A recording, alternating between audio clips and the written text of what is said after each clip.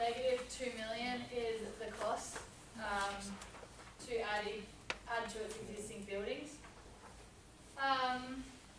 So they're expecting an additional cash flow of $520,000 the first year and a required rate of return of 10%. So we're doing it divided by 1.10 to the 1 because it's the first year. And the second year it's going to be an additional cash flow of $700,000 and the same thing, but it's to the second this year, the second year. And the third year, 1 million to the third, and you just add them all together. And we got a negative net present value of negative $197,446. So would you accept or reject? Reject. And then if you really wanted this, what would you do? Go back and find other factors and You adjust could do them. that too, or what could you do to the 2 million? Could you reduce the 2 million by the negative net present value and get the net present value to equal 0? Yeah. Yep, Thanks. you're welcome.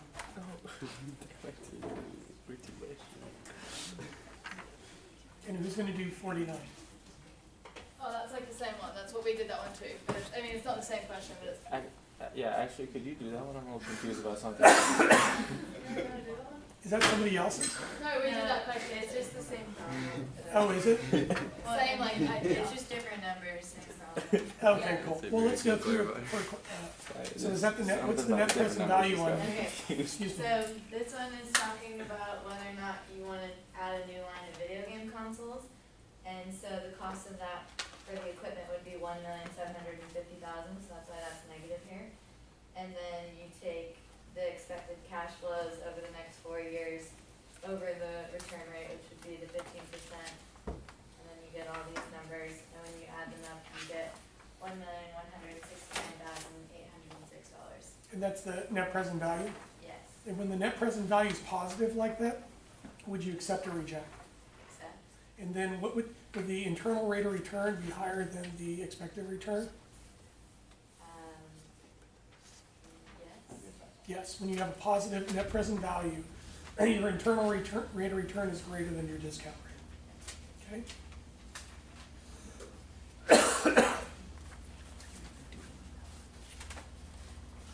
Okay, so I have problem number 50. So it's the same kind of idea, except we're just kind of making the one equation that's shorter because the cash flow per year is the same every single year for all 5 years. So you do the cost, which is $3,250,000. Then you add the annual cash flow of $1,225,000, and then you multiply by 1 minus 1 over 1 plus the required rate of return, raise that to the 5th power because trying to calculate the net present value over 5 years. Divide that again by the required rate of return, and you get $580,780. And would you accept or reject the project? You'd accept it. And is the internal rate of return higher than the expected return? Yes. Remember, when you have a positive NPV, the internal rate of return is higher than your expected return. Okay, so problem 51 is very similar to problem 50. So to find a net present value, you'll add the cost of $6 million to the expected cash flows for the next 6 years of $1,850,000 and multiply that by 1 minus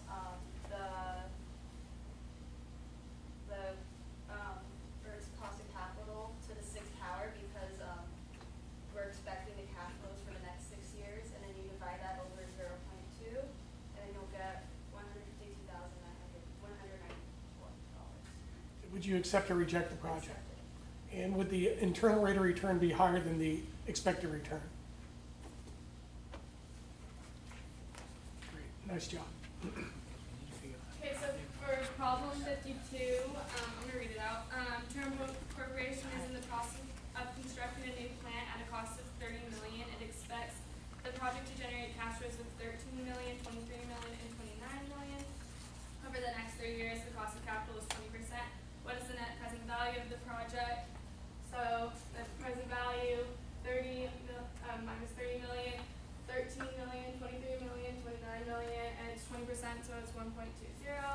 And then that's the second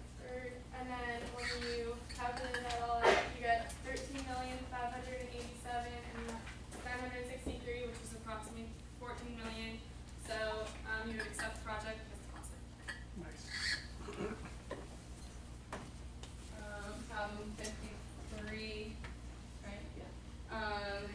Jamaica Corp is adding new assembly line at a cost of $8.5 million. The firm expects the project to generate cash flows of $2 million, $3 million, $4 million, and $5 million over the next 4 years. Its cost of capital is 16%. What's the net present value of this project? Net present value is 8.5 million plus 2 million times 16 or 1.06, 16%, and so forth. And it's $700,077,713, and it's positive. So you would accept it. Yeah. 54 is similar to like 50 and 51, in that you just repeat the projected cash flows are repeated over a number of years, so you can kind of condense it into this thing. So the 21 million is the cost of facility, so you subtract that, and then you add the 7 million for the projected cash flows over the next 5 years. And in the parentheses, you do the 1 minus 1 over, and then 1 plus the projected, or sorry, the cost of capital, which is 18%, so you do 1.18 to the 5th power if it's 5 years, and then put it all over the 18% again, and come up with 890,197. Do you accept or And reject? it's accepted. Is the internal rate of return greater than the expected return? Yes. Thank you.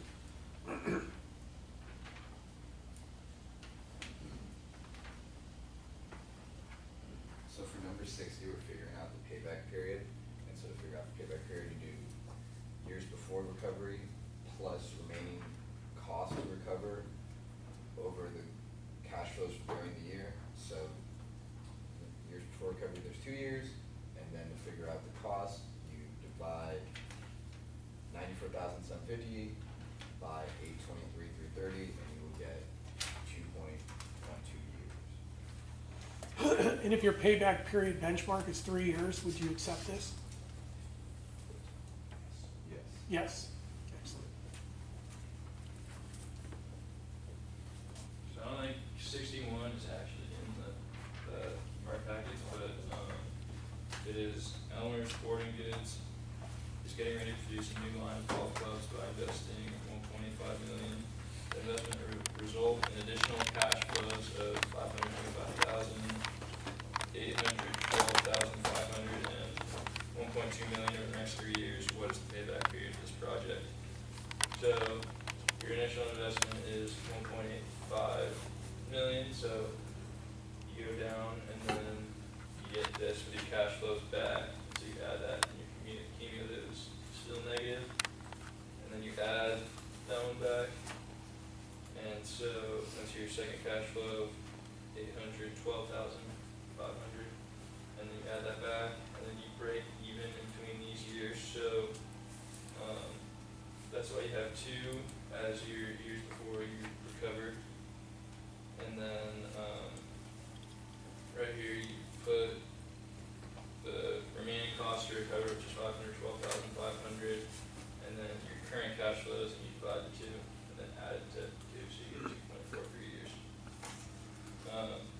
And then the next one is actually from chapter 11, so it should be in between those 2. It's what is Provo's free cash flow for 2008, and so they had revenues of 10 million, and so you subtract the operating expenses. So you have 5 million before depreciation and amortization, which is $1 million. So you have 4 million, and then when you do taxes, you keep 60%. So you have 2.4 million, and then you add back your depreciation, and then you spent 300,000 on inventory and 500,000 on equipment. So your remaining would be 2.6 million.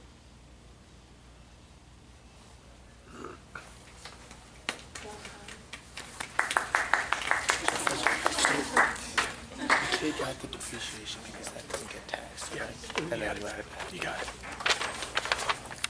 For problem 44, you have 12 million in revenue a year, expenses are 5 million, depreciation is 1 million.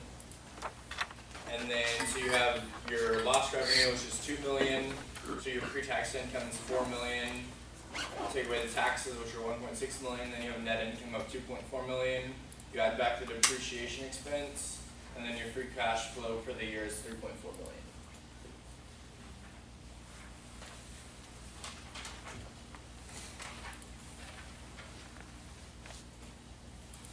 For problem 63 in chapter 10, you just create this chart to figure out years before cost recovery. So you input the cost and then the additional cash flows over the next 5 years. And then for the cumulative cash flow, you take that and you subtract the annual cash flow each year. And then you basically write however many years before the cost recovery plus remaining costs to recover over cash flow during the year, which equal 3.33 years, which exceeds the 3 years, so reject the project. And what would you need to do to get the project to work?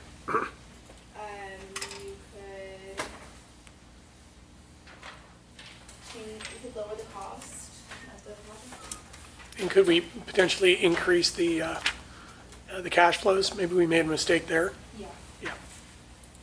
Thank you. Okay, so problem 61 from chapter 11 is asking for the cash flow from operation. So that's the revenue minus operating expenses minus depreciation, amortization times 1 minus the tax rate plus depreciation and amortization. So that 10 million minus 5 million minus 1 million times 0.6, which is 2,400,000 plus the 1 million depreciation and amortization. So your cash flows from operations is 3.4 million. Could we multiply that by a multiple and get the value of the company? Sure. Could we divide that by the number of shares outstanding and multiply that by a multiple and get the value of the shares? Okay.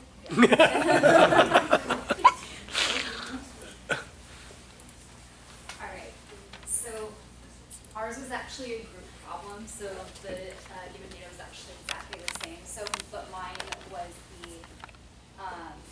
the NOPAT value of it. So it basically used what Lydia had already written, but it stopped about here. So 10 million was the revenue cost, minus operating expense, which was 5 million, and then depreciation and amortization was 1 million. And then once you got that quantity, you multiplied that by 1 minus the tax rate, which was 40%, so it became 60. So 4 million times 60% is 2.4 million. Great, thank you. Alright, for number 75, we're just trying to, we're doing projects with different lives.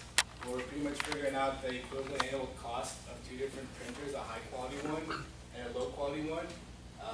Pretty much the high quality one costs $40,000 with the percent capital cost, or cost of capital percent of 13. The formula, you get 13,447.77 cents. The lower quality is 30,000 for 3 years, which you get 12,705.66 cents. Since we are analyzing costs, we should choose a lower cost per year, which is a lesser quality printer.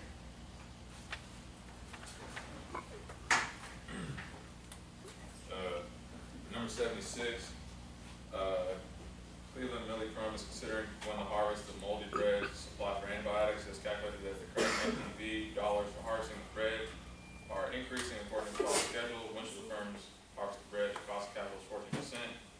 So the first one is the net present value increase if harvested next year over that if harvested now is 25%. If harvested year 2, that if harvested year 1 is 20%.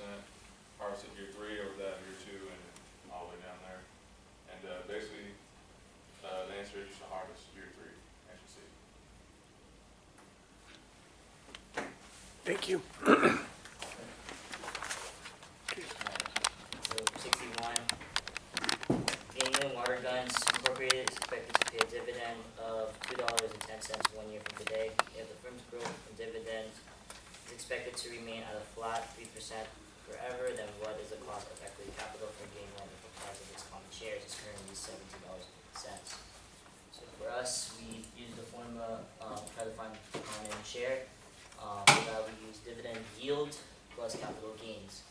So $2.10 represented the dividend, and $17.50 represented what they currently have as far as, what they currently have as far as equity. So we did that. Capital gains was 0.3, so 3% for the flat rate, which then equaled to 15% or 0.15. Alright, but then 62 is basically the same problem, except a couple different numbers. In this one, we just did $1.50 times 1.04, which you get from 1 plus G, and then you do that over $26, and then add the 0.04, and we got 0.1 or 10%. And remember that the G in those is really the constant growth rate. Okay, so it's a perpetuity constant growth rate. Okay.